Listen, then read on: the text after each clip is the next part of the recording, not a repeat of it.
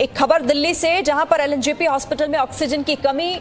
दिल्ली के एलएनजेपी अस्पताल का यह दावा है कि ऑक्सीजन की कमी अस्पताल झेल रहा है। एलएनजेपी अस्पताल में महज 2 घंटे का ही ऑक्सीजन बचा है। तो दिल्ली का अस्पताल एलएनजेपी हॉस्पिटल, जहां पर ऑक्सीजन की कमी की बात अस्पताल प्रशासन की तरफ से की गई है। दावा यह किया गया है कि महज 2 घंटे, सिर्फ 2 घंटे की ही ऑक्सीजन बची है।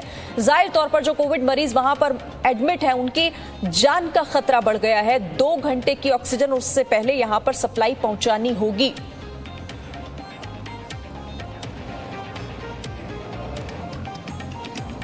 और देखिए, एक और हॉस्पिटल में ऑक्सीजन का संकट है। दिल्ली के जीवन अनमोल हॉस्पिटल में भी 2 घंटे का ही ऑक्सीजन बचा हुआ है। तो 2 हॉस्पिटल, एक एलएनजेपी और एक जीवन अनमोल हॉस्पिटल, दोनों ही दिल्ली के हैं। और देखिए, करीब 60 मरीज जो ऑक्सीजन सपोर्ट पर इस वक्त जीवन अनमोल हॉस्पिटल में है, मयूर विहार में हॉस्पिटल है ये। 60 मरीजों की जिंदगी दांव पर है। जल्द से जल्द ऑक्सीजन का इंतजाम करना होगा। 2 घंटे की ही ऑक्सीजन अस्पताल में बची है और 60 कोरोना पेशेंट का इलाज वहां पर हो रहा है, जो कि ऑक्सीजन सपोर्ट पर इस वक्त है, यानी कि उन्हें ऑक्सीजन की जरूरत है हर हाल में। तो 2 घंटे की ऑक्सीजन और इससे पहले कि ये ऑक्सीजन खत्म हो, इसका इंतजाम करना होगा। और रुक कर लेते हैं एलएनजेपी हॉस्पिटल के बाहर से ही मेरी सहयोगी रूफी जैदी हमारे साथ जुड़ी हुई है। रूफी, सिर्फ 2 घंटे का ही ऑक्सीजन बचा है, दावा अस्पताल की तरफ से किया गया। जी शिरीन, दावा यही किया जा रहा है। और सबसे पहले आप ये तस्वीर देखिए, ऑटो में एक मरीज की कितनी खराब हालत है और किस तरह से ये इलाज के लिए तरस रही है। और इलाज की वजह से यहाँ पर जो तबीयत है वो और ज़्यादा ख़राब होती जा रही है। और इसी बीच अस्पताल की तरफ से यही बताया गया है कि अस्पताल के अंदर सिर्फ 2 घंटे का ऑक्सीजन बचा है। दिल्ली का ये सबसे बड़ा कोविड अस्पताल है और यहाँ पर सिर्फ 2 घंटे का अस्पताल 2 घंटे का ऑक्सीजन बचा है। यानी आप ही सोचिए कि दिल्ली कितनी बड़ी क्राइसिस में, क्योंकि एलएनजेपी अस्पताल एक बेहद बड़ा अस्पताल, दिल्ली का सबसे बड़ा अस्पताल कोरोना का, लेकिन अब वहाँ पर ऑक्सीजन की कमी। एक बार फिर ये बताया गया है प्रशासन की तरफ से कि सिर्फ 2 घंटे का ऑक्सीजन बचा है और लगातार जो मरीज हैं उनकी जिंदगियों पर खतरा मंडरा रहा है, क्योंकि ऑक्सीजन की कमी अस्पताल में हो गई है। एक बड़ी खबर यहाँ से आ रही है। और इसी बीच हम आपको ये भी दिखा रहे हैं कि कितने गंभीर हालत में जो मरीज हैं वो यहाँ पर पहुँच रहे हैं। और आप सोचिए कि इतनी गंभीर हालत में भी अगर ऐसे मरीजों को इलाज नहीं मिलता है, वक्त पे ऑक्सीजन नहीं मिलता है, तो कितनी बड़ी जो त्रासदी है वो हो सकती है। लगातार यहाँ पर जो मरीज हैं वो पहुँच रहे हैं और ऑक्सीजन की कमी की जो खबर आ रही है वो और भी ज़्यादा डराने वाली है। शिरीन, जाहिर तौर पर ये रोंगटे खड़े कर देने वाली तस्वीरें होती हैं जो इस तरह से अस्पतालों के सामने से आती हैं। ये यहाँ पे पहुंच चुका है, ये जो ऑक्सीजन है यहाँ पर पहुंच। मैं आ रही हूँ रूफी, आपके पास एक बड़ी खबर इस वक्त फोर्टिस अस्पताल से आ रही है, जहां पर गेट के बाहर बोर्ड लगा दिया गया है कि नए मरीजों की भर्ती नहीं है। आप समझिए हॉस्पिटल्स के हालात ये हैं कि उन्हें अब बोर्ड लगाकर ये लोगों को बताना पड़ रहा है कि वहां ऑक्सीजन की कमी है और नए लोगों को वो भर्ती नहीं कर सकते। दिल्ली के फोर्टिस हार्ट इंस्टीट्यूट में ऑक्सीजन की कमी और अस्पताल के बाहर, गेट के बाहर ये बोर्ड लगा दिया गया है। देखिए, ये नोटिस बोर्ड जिसमें ये है कि नए मरीजों की भर्ती नहीं की जा सकती, अस्पताल में ऑक्सीजन की कमी है और इसीलिए वो नए मरीजों को अटेंड करने में सक्षम नहीं है। रूफी का एक बार, रूफी आप कोई जानकारी दे रही थी वहां से?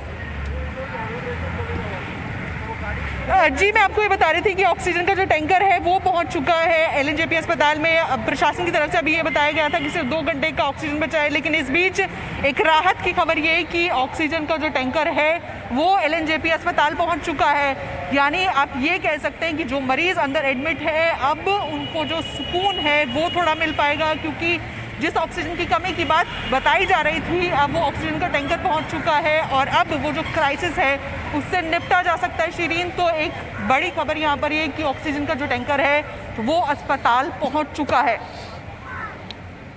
ये राहत की बात है, क्योंकि अस्पताल ने पहले ही कह दिया था कि 2 घंटे मात्र हैं उनके पास, 2 घंटे का ऑक्सीजन, और यहाँ पर जो मरीज भर्ती हैं जो ऑक्सीजन सपोर्ट पे हैं उनकी जान दांव पर थी, लेकिन अब वहां टैंकर पहुंच गया। ठीक है रूफी, आती हूँ आपके पास।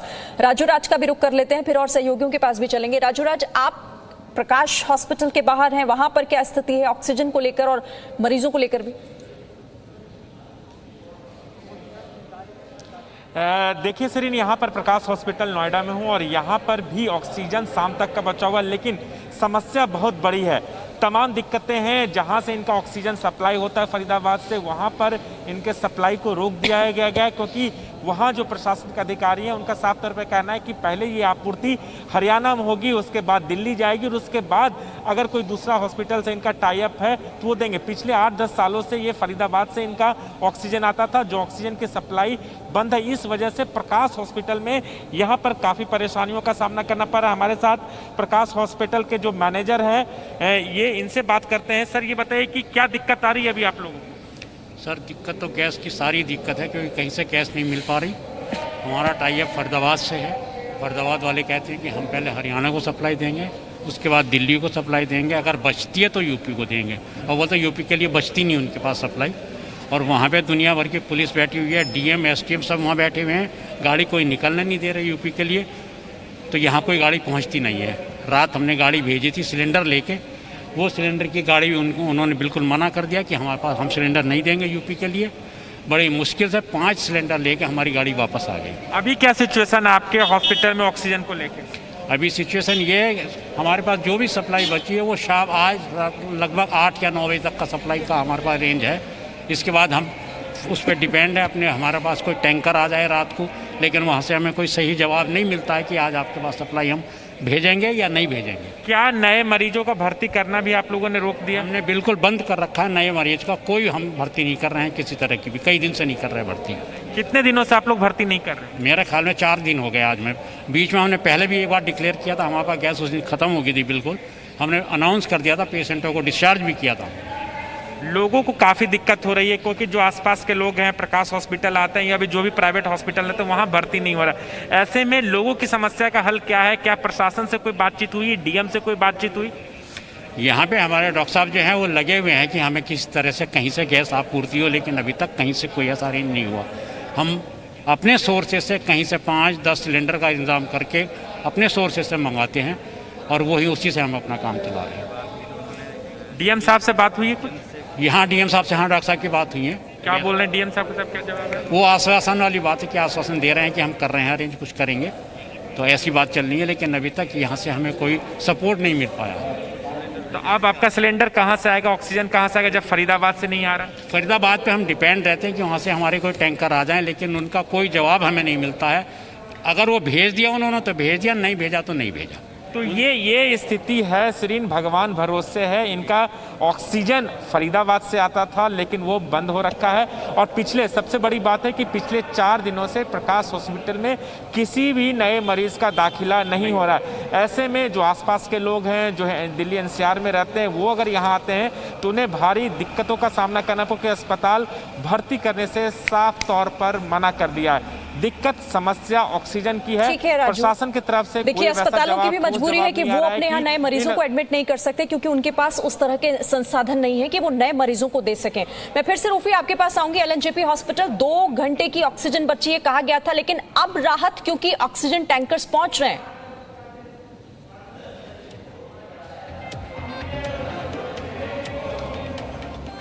तो देखिए एलएनजेपी हॉस्पिटल में ऑक्सीजन की कमी दूर की जा रही है, जैसा कि कहा गया था सिर्फ 2 घंटे का है। तस्वीरें भी हम आपको दिखाएंगे कि कैसे वहां पर अब फौरन ये कार्रवाई शुरू की गई और ऑक्सीजन के टैंकर्स पहुंचाए गए हैं। 2 घंटे की ऑक्सीजन बची थी लेकिन वक्त रहते ये सप्लाई वहां पर पहुंचाई गई है।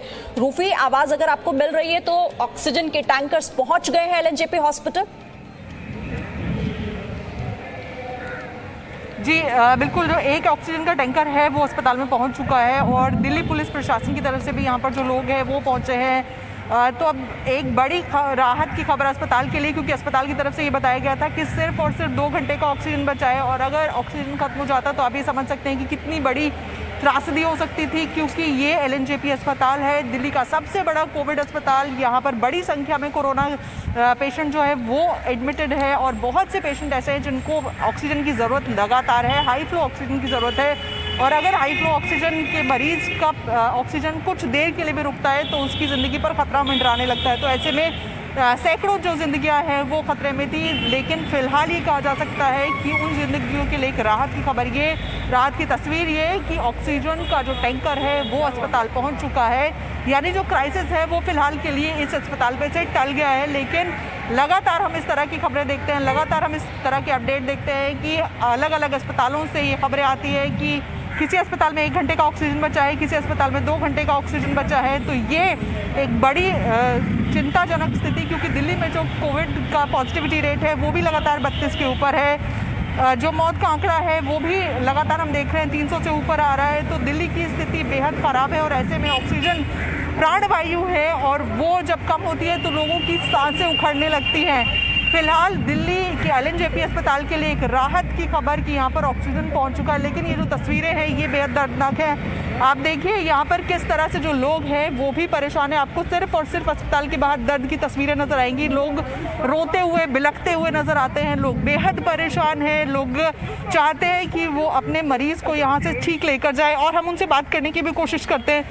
क्या आप बात करने की स्थिति में है अभी? क्यों आप इतने परेशान? बिल्कुल उसका सही था ऑक्सीजन लेवल, उन्होंने ऑक्सीजन निकाली, क्या अगर हमें मिलने दी, उसका फोन भी नहीं दिया। बताओ क्या हुआ? इतना तो होना चाहिए कम से कम। भाई हमारा कोई पेशेंट है तो उसका इतना तो ध्यान रखो, अपने दिल पे डाल के देखो कि किसी के दिल पे क्या बीते, किसी घर वाले जाते हो, इतना तो देखते कम से कम। इतना तो होना चाहिए कि किसी का पेशेंट है उसके दिल पे क्या बीते, जब आपके दिल पे पड़ेगी तब पता चलेगा पला पला बच्चा कैसे जाता है किसी का। साला तुमने अकल है? जवाब है? अब देखिए यहाँ पर किस तरह लोगों में गुस्सा है, क्योंकि ये गुस्सा अपने ऊपर खोने का गुस्सा है। ये अपने ये परेशान है क्योंकि अपनों को कहीं खो न दे, डर लोगों के मन में है और इसीलिए यहाँ हर कोई बस ये चाहता है कि जल्द से जल्द उनके मरीजों को किसी तरीके से राहत मिल सके। अस्पतालों के ऊपर भी बहुत बोझ इस वक्त, जिस तरह से संसाधनों की कमी से हम जूझ रहे हैं, ऐसे में लोगों का इस तरह से गुस्सा, उनका पैनिक करना यहाँ पर जाहिर हो जाता है और तस्वीरें भी हम वही देख रहे हैं। और LNJP हॉस्पिटल से हम ये तस्वीरें भी आपको दिखा रहे हैं। लोगों में आप समझिए कि कितनी परेशानी है इस वक्त। हालांकि राहत इस बात को लेकर है कि ऑक्सीजन के टैंकर्स यहां पर पहुंच गए हैं। जो ऑक्सीजन की कमी थी, जो दावा अस्पताल कर रहा था कि 2 घंटे का ही ऑक्सीजन बचा है, तो अब उस कमी को कहीं ना कहीं पूरा करने की कोशिश है ये। लेकिन फिर से कहीं वही दिक्कत ना आए और जो ऑक्सीजन पहुंचा है वो उन मरीजों को तक पहुंच रहा है या नहीं, क्योंकि ये लोग बाहर खड़े हैं। इनकी परेशानी यही है, ये बाहर खड़े होकर इंतजार इस बात का कर रहे हैं कि कब उन्हें अपनों की कोई जानकारी मिले और इसीलिए शायद ये गुस्सा, ये नाराजगी लोगों के अंदर। रूफी,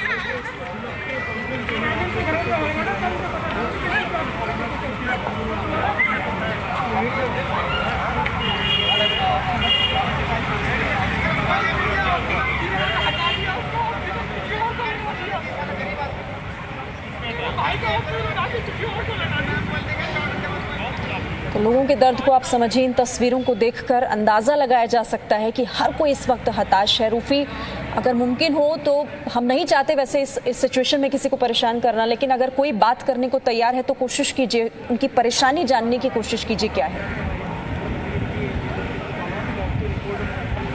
यहाँ पर वो जो परिवार है वो फिलहाल अंदर चला गया है और वो ये बता रहे हैं कि उनके भाई की मृत्यु हो गई है और वो अस्पताल में एडमिट है और साथ ही ये आरोप भी लगा रहे हैं कि अस्पताल ने ठीक से इलाज नहीं किया और इसी वजह से उन्हें अपने भाई को खोना पड़ा। और ये जो रोती बिलखती हुई तस्वीरें हैं ये आपको हर अस्पताल के बाहर नज़र आती हैं और ये बेहद दुखद तस्वीरें हैं, क्योंकि ऐसी तस्वीरें देखकर सबको तकलीफ होती है और शायद अस्पताल भी बेबस है, क्योंकि जितनी बड़ी संख्या में अस्पताल में मरीज़ एडमिट हैं और जितनी बड़ी संख्या में लगातार नए मरीज़ आ रहे हैं, उनके लिए भी शायद ये बेहद मुश्किल वक्त है, बेहद तकलीफ़ का वक्त है कि वो चाहकर भी जितना पहले इलाज कर पाते थे या जितना अटेंड कर पाते थे अब नहीं कर पाते। और यहाँ पर जो परिजन हैं उनके अंदर गुस्सा है, जब कोई अपना जाता है तो वो जो तकलीफ़ है वो जाहिर होती है और वो तकलीफ़ जायज़ भी है, क्योंकि लगातार हम इस तरह की तस्वीरें देखते हैं कि जब कोई अस्पताल में अपने को खोता है तो वो चीखने की, वो बिलखने की जो आवाज़ें हैं वो लगातार अस्पताल की बाहर सब्र अब टूट रहा है, जो सब्र अब टूट रहा है। आखिर कितना लंबा इंतजार करें, अपनों की कोई खोज खबर नहीं, अस्पताल यहाँ पर हाथ खड़े कर रहे हैं, सरकारें तक हाथ खड़ी कर दे रही हैं, तो ऐसे में लोग जाएं तो जाए कहाँ। और यही लोगों के सामने इस वक्त मुश्किल की घड़ी है।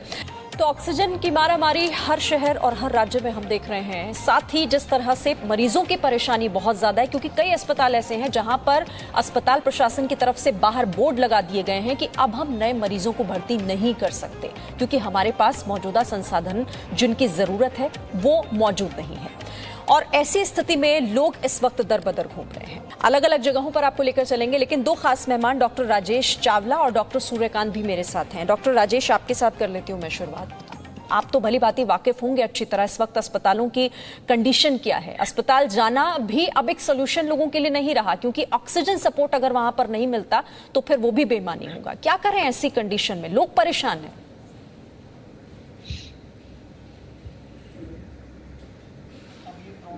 और हमें शांति बरतना है और इसका देखना है कि इसके लिए बेस्ट सोल्यूशन क्या है। अब जितना भी अच्छा हॉस्पिटल है, जितना भी बड़ा हॉस्पिटल है, आज उसको भी ऑक्सीजन की कमी हो रही है। 24 घंटे उनके जो मेडिकल सुपरिटेंडेंट हैं वो ऑक्सीजन को खोजते रहते हैं ताकि जो ऑलरेडी मरीज हैं उनको ऑक्सीजन की कमी ना हो, बट बहुत ही दिक्कत आ रही है। हर एक हॉस्पिटल की जितनी रिक्वायरमेंट है उतनी उसे मिल नहीं रही है। तो खास करके अब देखिए, हमें थोड़ी स्ट्रैटेजी चेंज करनी होगी। मैं काफ़ी सालों से इंटेंसिव केयर कर रहा हूं। हम जो बहुत सीरियस मरीज होते हैं उनकी ऑक्सीजन 88 to 90 मेंटेन करते हैं। तो हमें अब अगर किसी की ऑक्सीजन 90 या 88 तक है तो वो ज़्यादा ऑक्सीजन की तरफ ना भागे, 88 to 90 मेंटेन करे और उल्टा लेटे, क्योंकि अगर आप उल्टा लेटते हैं तो ऑक्सीजन की रिक्वायरमेंट कम हो जाती है। अगर आप घर पे सिलेंडर इस्तेमाल कर रहे हैं तो आप अगर 2 लीटर ले रहे थे तो 1 लीटर हो जाएगी। एटलीस्ट ये चीज़ें आप घर पे कर सकते हैं, बिकॉज इससे ऑक्सीजन की रिक्वायरमेंट जहां आप थोड़ी थोड़ी मदद करके बूंद बूंद करके बहुत ज़्यादा हो जाएगा। बिकॉज अगर घर वाला कोई एक सिलेंडर के लिए भागता है तो वो सिलेंडर किसी सीरियस मरीज को नहीं मिलता है। और हॉस्पिटल्स में भी अब थोड़ी स्ट्रैटेजी वो चेंज करने लगे हैं कि किस तरह से ऑक्सीजन दें, ताकि जिससे ऑक्सीजन जो है जितनी कंजर्व कर सकें उतनी कंजर्व करने की ज़रूरत है। वो अलग हैं, जैसे 88 to 90 मैंने आपको कहा, और लीकेज ना हो पाइपलाइन में, और नए जो स्टाफ को ट्रेन कर रहे हैं कि ऑक्सीजन वेस्ट ना करें, जो थोड़ी भी लीकेज होती है उतने उसका भी बचाव कर सकें। तो ये चीज़ों की ज़रूरत है। और आई थिंक सेंट्रल गवर्नमेंट को दिल्ली में अब इंटरवीन करके ऑक्सीजन की कमी से लोग डेफिनेटली मौतें हो रही हैं चारों तरफ। ऑक्सीजन जहां कम होती है सीरियस मरीज की 60-50 जाती है, उसकी डेथ होने की बहुत आकांक्षा रहती है। तो इनको अब ये 12 स्टेट और 13 स्टेट ना करके भारत देश एक बना के ऑक्सीजन जहाँ है और सेंट्रल कोऑर्डिनेशन से ऑक्सीजन की कमी पूरी हो सकती है। अगर सेंटर भी इसमें इंटरवीन करे, सिर्फ गवर्नमेंट, दिल्ली गवर्नमेंट ही ना लगी रहे। बिकॉज अब बहुत ज़रूरी है कि दिल्ली में ऑक्सीजन की भारी कमी है, जिसको पूरा अगले 2-3 दिन में नहीं किया तो बहुत मौतें हो सकती।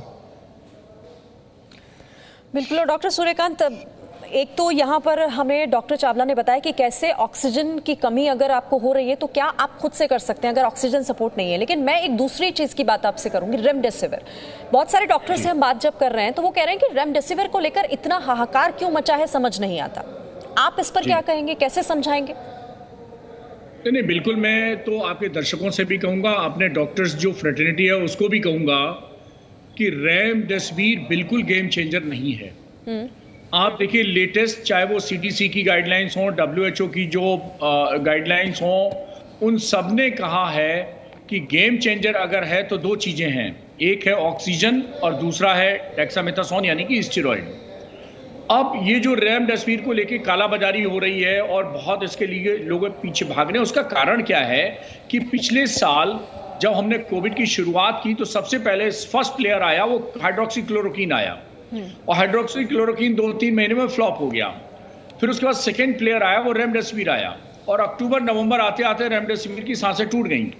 और नवंबर की अगर आप रिपोर्ट देखें तो उसमें साफ साफ लिखा गया है कि जो बहुत बड़ा एक ट्रायल हुआ था, और उस ट्रायल में भी ये देखा गया था कि उन्होंने 2 पार्ट किए। एक वेंटिलेटर पे जो पेशेंट थे, एक को उन्होंने रेमडेसिविर दिया और एक को नहीं दिया, बल्कि जो रेमडेसिविर को दिया जा रहा था उसमें मौतें ज़्यादा हो गई, तो वो ट्रायल रोकना पड़ा।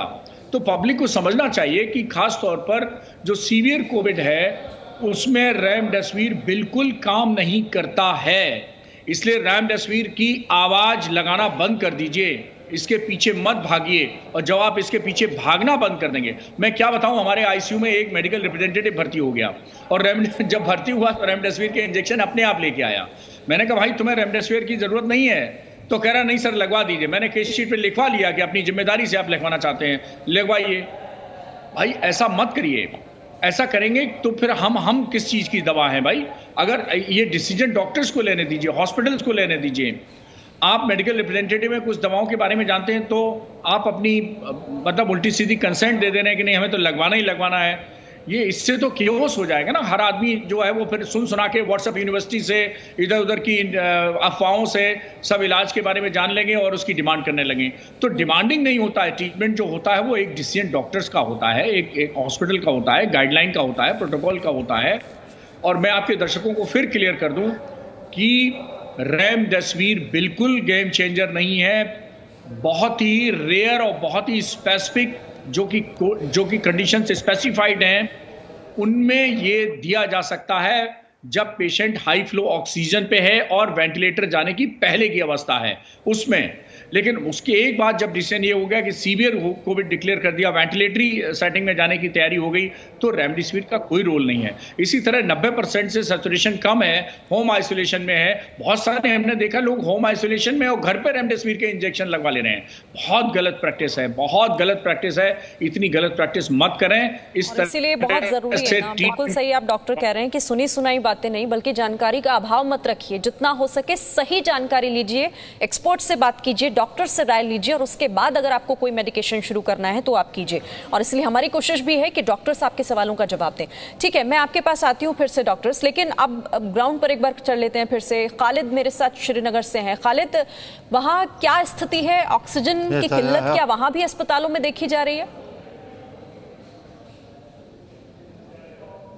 देखिए, ऑक्सीजन की किल्लत तो यहाँ हॉस्पिटलों में अभी देखने को नहीं मिली है, लेकिन सरकार जो है एकदम जो बाकी राज्य हैं हमारे देश के, वहाँ की हालत देखकर सतर्क हो गई है। मैं आपको बता दूं यहाँ पर जो है वीकेंड कर्फ्यू लगा दिया गया है और इस वक्त हम श्रीनगर के लाल चौक में खड़े हैं। आप देखिए कैसे यहाँ पुलिस और बैरिकेडिंग की गई है और आम लोगों को बाहर आने से मना किया जा रहा है। ये शनिवार शाम से सोमवार सुबह 6 बजे तक ये कर्फ्यू रहेगा। हालांकि रात्रि कर्फ्यू पहले से ही यहाँ पे जो है लगा दिया गया था एहतियातन। और वहीं मैं आपको बता दूं पिछले 24 घंटे में यहाँ 2030 केस जो पॉजिटिव हैं वो रिपोर्ट किए गए हैं। 140 कंटोनमेंट जोन हैं जो कश्मीर में घोषित किए गए हैं, जहाँ लोगों को जो है बिल्कुल भीतर रहने की सलाह दी गई है। इसके अलावा 23 हॉस्पिटल्स हैं जिन्हें कोविड डेडिकेटेड कर दिया गया है और वहाँ पर केवल कोविड के लिए ही इलाज होगा, उसकी जो है व्यवस्था की गई है। इसके अलावा जितने भी बड़े हॉस्पिटल्स हैं वहाँ पर, चाहे वो शेर कश्मीर मेडिकल इंस्टीट्यूट हो, स्टेट हॉस्पिटल हो, रेनीवारा हॉस्पिटल हो या फिर दूसरे बड़े हॉस्पिटल हों कश्मीर के, वहाँ पर भी ऑक्सीजन की पूरी बंदोबस्त रखा गया है। दक्षिणी कश्मीर, उत्तरी कश्मीर, इन जगहों पर भी ऑक्सीजन प्रबंध किए गए हैं। बाकी राज्यों में जो हालत हुई है वो यहाँ न हो उसके लिए कदम उठाए जा रहे हैं, लेकिन इससे पहले जो प्रिकॉशंस है उस पर जोर दिया जा रहा है और लोगों से कहा जा रहा है कि इलाज से बेहतर एहतियात है। अगर आप एहतियात करेंगे तो निसंदेह ही जो हालात है वो हाथों से बाहर नहीं जाएंगे। अगर सही कदम उठा लिया जाए तो इस तरह के सिचुएशन नहीं आएगी सामने जो हम और जगहों पर देख रहे हैं, और ये बेहतरीन एक तरीका हो सकता है इस कियोस्क को कहीं ना कहीं खत्म करने का। ठीक है, अब हम जयपाल का रुख कर लेते हैं। जयपाल, आप बता रहे थे कि कम से कम ऑक्सीजन की दिक्कतें इस तरह से अस्पतालों में नहीं है कर्नाटका के, लेकिन फिर और क्या है वो चुनौतियां जो अभी बहुत बड़ी समस्या बनी हुई है? जी बिल्कुल, देखिए सबसे पहले जो है ये बेड की कमी को दूर करना सबसे ज़्यादा ज़रूरी है, क्योंकि ये सही है कि जो मामले आ रहे हैं उसके अंदर में से ज़्यादातर जो केसेस हैं वो होम आइसोलेशन के अंदर में हैं, लेकिन बावजूद इसके ऐसे कई मरीज़ हैं जिनको कि अस्पताल की आवश्यकता है। ऐसे में साधारण बेड से लेकर के आईसीयू बेड और आईसीयू बेड विथ वेंटिलेटर, इसकी सबसे ज़्यादा ज़रूरत है। एक जिसके लिए राज्य सरकार ने अपनी तरफ से, कल मुख्यमंत्री का बयान आया जिसके अंदर में उन्होंने कहा कि अभी जो बेड उपलब्ध हैं उससे 10 गुना ज़्यादा और बेड बनाने की कवायद शुरू की जा रही है। लेकिन इसके साथ ही एक सबसे अहम चीज़ ये है कि जो लोग हैं, आम लोगों को उतनी जानकारियां नहीं हो पाती हैं जो कि उन्हें जैसे मसलन जो घर पर हैं अगर उनको ऑक्सीजन उपलब्ध कराना है तो वो कहाँ जाएं। शायद सरकार को इस दिशा में भी काम करने की ज़रूरत है। और दूसरा, जैसे प्रधानमंत्री ने कहा कि ट्रेस, ट्रैकिंग और ट्रीटमेंट, इसके लिए सबसे ज़्यादा ज़रूरी है कि टेक्नोलॉजी का सहारा लिया जाए। कल CII के साथ यानी कन्फेडरेशन ऑफ इंडियन इंडस्ट्री के साथ कर्नाटका के जो स्वास्थ्य मंत्री हैं के सुधाकर, उनकी एक मीटिंग हुई है जिसके अंदर में डॉक्टर देवी शेट्टी, विक्रम किर्लोस्कर और के गोपालकृष्णन जैसे जो क्रिस गोपालकृष्णन जैसे टेक्नोक्रेट्स भी वहाँ मौजूद थे। और उसके अंदर में एक बार फिर टेक्नोलॉजी के सहारे किस तरह से आम लोगों तक जो सुविधाएं पहुंच पाएं उसके ऊपर चर्चा हुई है। जल्दी ही इस तैयारियों को करना होगा क्योंकि जिस तरीके से केस बढ़ रहे हैं, कोशिशें हो रही हैं ताकि इस स्थिति को कंट्रोल कर लिया जाए, लोगों की परेशानियों को कम किया जाए। बज़्म, आप भी जल्दी से चंडीगढ़ के बारे में बताइएगा, वहां पर क्या हाल है?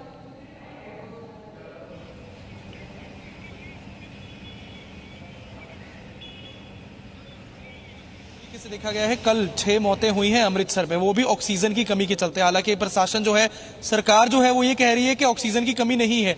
कुछ समय पहले, 2 दिन पहले ही जो वीडियो कॉन्फ्रेंसिंग प्रधानमंत्री के साथ हुई है उसमें भी मुख्यमंत्री ने यही बात कही है कि जो पंजाब को कोटा जो ऑक्सीजन का मिलना चाहिए लिक्विड का, वो नहीं पूरी तरीके से मिल पा रहा है, तो उसको मिलना चाहिए क्योंकि तैयारी पहले से ही जरूरी है। जिस तरीके से MHA ने कह दिया, सेहत मंत्रालय ने कह दिया है कि ये महीना खतरनाक साबित हो सकता है, केसेस बढ़ेंगे और उसी तरीके से केसेस जो हैं वो यहाँ पर बढ़ रहे हैं। हर रोज करीब 10,000 या 8,000 केसेस जो हैं वो पंजाब में सामने आ रहे हैं, जिसके चलते पहले से ही तैयारी करने की कोशिश जो है वो की जा रही है। लेकिन यही कहा जा रहा है कि हालात जो हैं इस वक्त इतने नहीं बिगड़े हैं कि ऑक्सीजन की कमी हो रही है। हालांकि प्रोब जो है उसकी जरूर इन्वेस्टिगेशन के लिए जो है वो मुख्यमंत्री ने कह दिया है DC को अमृतसर के, लेकिन साथ ही जिस तरीके से अभी फिलहाल तैयारी की जा रही है, ऐसा नहीं लगता कि कुछ समय तक यहाँ पर पंजाब में जो है वो ऑक्सीजन की किसी तरीके से कमी होने वाली है। जी ठीक है। रुचा, आप कहाँ पर इस वक्त हैं और क्या आपके पास जानकारी है? जी, महाराष्ट्र में अगर देखा जाए तो 24 घंटे में 67,000 से ज़्यादा केसेस सामने आए हैं। मुंबई के लिए अगर बात किया जाए तो मुंबई में थोड़ी राहत की बात है कि 5,000 का आंकड़ा है जो 11,000 तक गया था। पिछले 24 घंटे में 5,000 से ज़्यादा केसेस यहाँ पर सामने आए हैं।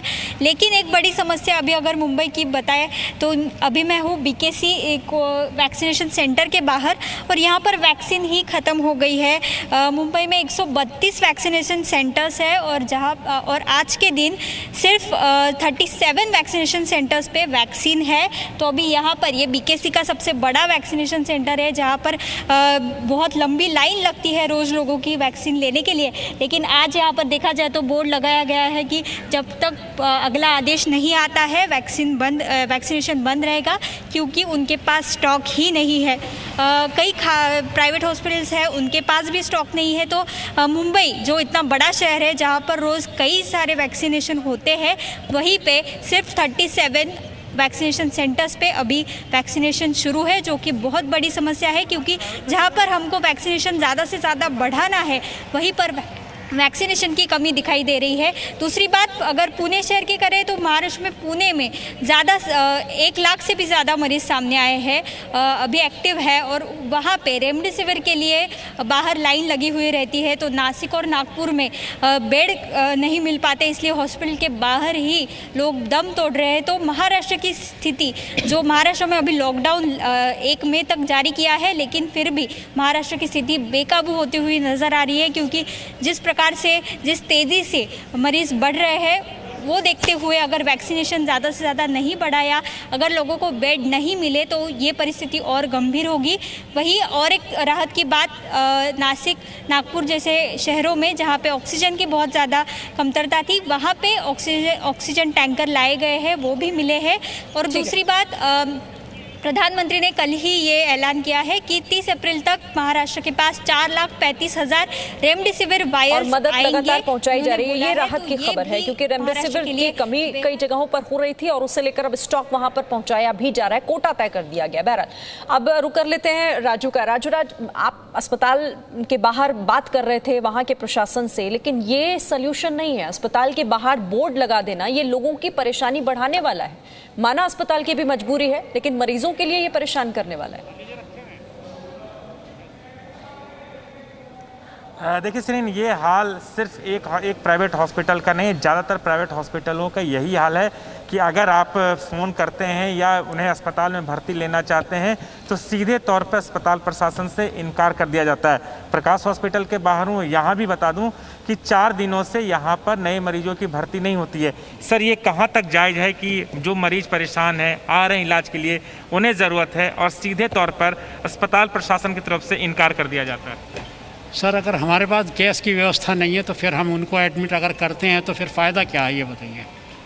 हमारे पास ना कोई बेड खाली है इस टाइम पे, और अगर कहीं से कोई बेड व्यवस्था बनाए भी तो ऑक्सीजन नहीं है।